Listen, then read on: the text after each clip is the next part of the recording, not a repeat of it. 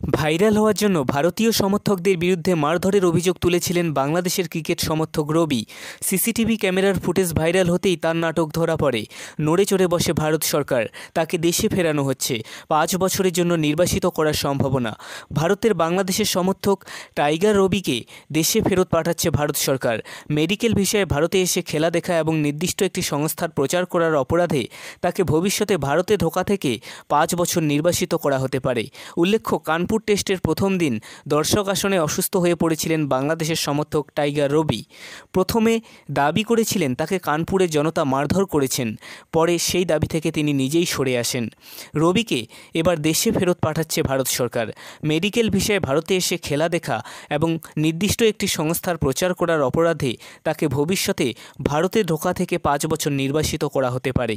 প্রসঙ্গত, বাংলাদেশে খেলা দেখতে নিয়মিত মাঠে যান রবি। সারা গায়ে বাঘের মতো রং করে বাংলাদেশের পতাকা হাতে প্রায়ই মাঠে যান তিনি। কানপুরেও গিয়েছিলেন। এক সংবাদ মাধ্যমকে শুক্রবার রবি বলেছিলেন, পিছন দিক থেকে আক্রমণ করে ওরা। আমার পিঠ এবং তলপেটে লেগেছে। শ্বাস নিতে সমস্যা হচ্ছে। কানপুরের মাঠে ছিলেন পুলিশ কর্মীরা। তারাই রবিকে হাসপাতালে নিয়ে গিয়েছিলেন। পুলিশকর্মীরা যদিও রবিকে মারধরের কথা অস্বীকার করেছেন। এক পুলিশকর্মী বলেছিলেন, আমাদের এক কর্মী রবিকে সি ব্লকে দেখতে পায়। শ্বাস নিতে সমস্যা হচ্ছিল ওর। কথা বলতে পারছিলেন না। মনে হয় ওর ডিহাইড্রেশন হয়েছে। চিকিৎসকেরা কী বলেন সেটাই অপেক্ষায় আছি।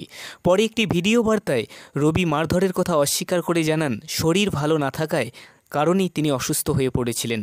বাংলাদেশের সংবাদ মাধ্যম সময় নিউজের দাবি, শুক্রবার রবিকে হাসপাতালে ভর্তি করানো হয়েছিল। সেখান থেকে ছাড়া পাওয়ার পর তাকে পুলিশ জিজ্ঞাসাবাদ করে। তাকে ইতিমধ্যেই দিল্লি পাঠিয়ে দেওয়া হয়েছে। সেখান থেকে রবিবার ফিরবেন ঢাকায়। ভারতীয় বহুল প্রচলিত আনন্দবাজার পত্রিকার অনলাইন পত্রিকায় প্রকাশিত তথ্য অনুযায়ী বাংলাদেশের সম্প্রতি অবস্থার কারণে ইদানিং ভারতের ভিসা পাওয়ার ক্ষেত্রে বেশ কড়াকড়ি রয়েছে। তবে চিকিৎসা ভিসা পাওয়ার ক্ষেত্রে খুব একটা সমস্যা হচ্ছে না। অভিযোগ, সেটাই কাজে লাগিয়েছেন রবি। সংবাদ সংস্থা পিটিআই-এর দাবি, রবির যক্ষ্মা রয়েছে। এই রোগ সংক্রামক এবং জনবহুল জায়গায় থাকা যায় না। সেই রোগের চিকিৎসা করাতেই রবি ভারতে এসেছেন বলে দাবি করা হয়েছে।